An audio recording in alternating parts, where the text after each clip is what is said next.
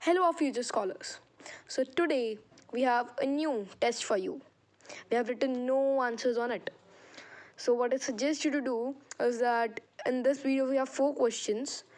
You can wait and pause for a few minutes, and we will wait for you for some time to answer, and then you can see what's the actual answer, right? So we'll start with the first question. We have questions from crop production and management, class 8 science. The first question: Bira wants to practice crop rotation in his field. Suggest a rabi crop and a kharif crop which will replenish his field with nitrogen. Which crop replenish nitrogen and why?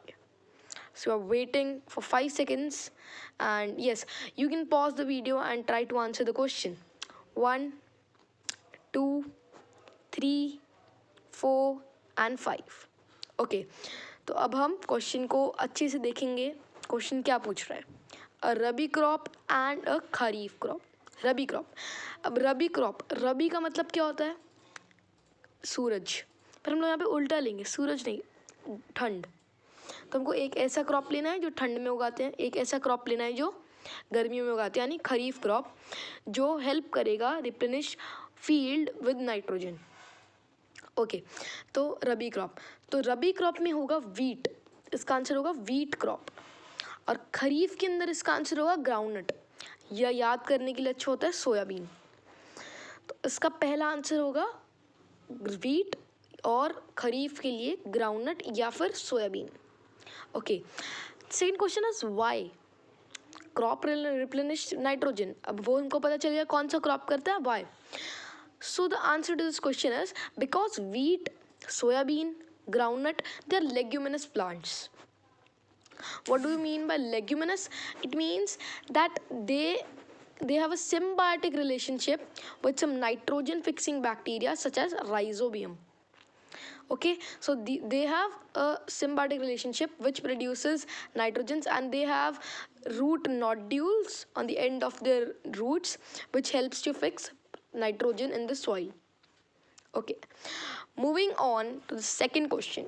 Match the agricultural implements given in column A with the use given in column B. Very easy question.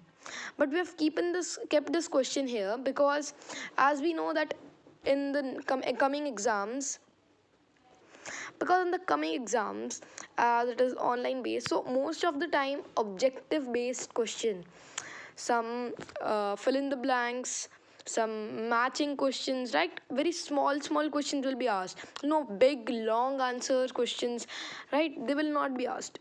So I'm giving you few minutes, try to answer this question. Okay, so it's a very easy question, will see. इसके अंदर हम लोग को पहले सबसे easy point देखना पड़ेगा कि जो हम लोग को आसानी से पता चल जाता है. सबसे आसान इसमें पता चल रहा है स्प्रिंकलर. स्प्रिंकलर करता है इरिगेशन, स्प्रिंकल करता है इरिगेशन, तो इसका हम लोग मैच कर देंगे इरिगेशन के साथ. ओके, तो फोर्थ का हो जाएगा डी. ओके, फोर्थ का हमारे पास डी आ गया. अब नेक्स्ट देखते हैं सीड ड्रिल. तो सीड को हम लोग क्या करते हैं, सो. ओके, तो अगर हम लोग सीड को सो करते हैं तो वो किस में आएगा, सोइंग के लिए. तो हमारे पास एक से हम लोग यहाँ पे लिख के रखते हैं. फोर्थ का हमको मिला डी, राइट. और हम लोग को थर्ड का मिल गया सोइंग बी. तो हमारे पास कौन कौन सी ऑप्शंस बची वो है फर्स्ट सिकल एंड हो और प्लोइंग एंड हार्वेस्टिंग. ओके, तो सिकल यूज़ होता है फसल काटने के लिए. तो फसल काटना क्या होता है, हार्वेस्टिंग. हो यूज़ होता है प्लोइंग के लिए, प्लो जैसा दिखने वाला हो प्लोइंग के लिए, सिकल हार्वेस्टिंग के लिए. तो हमारे पास इसका आंसर आ गया है. इसके अंदर आएगा फोर्थ का डी, थर्ड का बी, सेकंड का ए, फर्स्ट का C. Okay, third question, what are organic foods. Organic, अब इनऑर्गेनिक और ऑर्गेनिक में हम लोग पहले फ़र्क समझते हैं. तो इन इनऑर्गेनिक वो होगा जिसके अंदर केमिकल्स, फर्टिलाइजर्स, वीडिसाइड्स, पेस्टिसाइड्स, जिसके अंदर हम लोग आर्टिफिशियली क्रॉप को उगने में हेल्प कर रहे होते हैं, आर्टिफिशियली मैन मेड थिंग्स का हम लोग यूज़ करते हैं। ऑर्गेनिक वो होगा जिसके अंदर हम लोग मैन की इंटरफेरेंस कम से कम होती है, राइट। इसके अंदर हम लोग यूज़ करते हैं मैन्यूअर, जो नेचुरल फर्टिलाइजर्स होते हैं, जो नेचुरली मिलते हैं, वो चीज़ें यूज़ करते हैं। And we like reduce the usage of chemical things. Okay, तो अगर हम लोग इसको इंग्लिश में कन्वर्ट करके बोलें, organic foods are type of foods which are produced by using reducible amount of chemical fertilizers. They're not used, the chemical fertilizers are not used here. Okay, next question.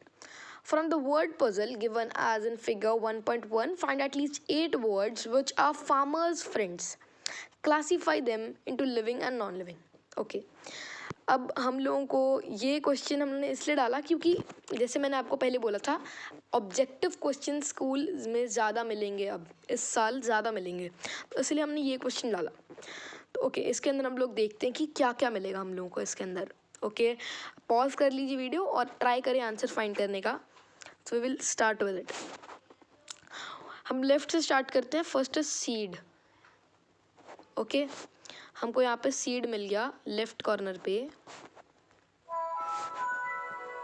Seed. Okay, next अब हम लोग इसी के अंदर देखते हैं और कुछ मिल रहा है क्या। ओके, यहाँ पे हमको एक और चीज़ मिल गई, अर्थवर्म। अर्थवर्म किस लिए हेल्प करता है? वर्मी कंपोस्टिंग के लिए हेल्प करता है। ओके, 2 हो गए। अभी हम लोग अगला देखते हैं। अगला हमको मिला यहाँ पे, एक सेकेंड, अगला हमको लेफ्ट कॉर्नर पे ही मिला, मैन्योर। मैन्योर। ओके, अब मैन्योर के ही आसपास क्या आ गया हमारे पास? NPK, nitrogen, potassium, phosphorus. Okay, अब हम लोग यहाँ पे आ गए। अब हम लोग एक बार राइट कॉर्नर पे जाके देखते हैं। राइट पे हमारे पास मिला ऑक्स। ओके, यहाँ पे मिला हम लोगों को बुल। ठीक है, 1 2 3 4 5 6 तो वैसे ही आ गए। ओके, हम लोग ऑक्स के आसपास देखते हैं क्या मिलेगा। राइजोबियम 7, राइजोबियम के बगल में माइक्रोब्स 8 मिल गए। ओके, अब और की ज़रूरत नहीं। अगर हम लोग और ढूंढने जाएंगे और डीप में जाएंगे तो हमको यहाँ पे मिल रहा है यूरिया, एक्स्ट्रा मिल गया यूरिया। तो मेरे हिसाब से हमने 9 ढूंढ लिए हैं, काफ़ी रहेंगे, हो सकता है 1 या 2 और हों, आप ट्राई कीजिए ढूंढने का। ओके, तो ये थी एक छोटी C small simple video 4 questions की, और ये स्पेशली ऐसे क्वेश्चंस थे जो छोटे छोटे क्वेश्चंस हैं जो हो सकता है एग्ज़ाम के अंदर बहुत कॉमन हो। So this is being scholars team signing off. Thank you, stay safe, stay home.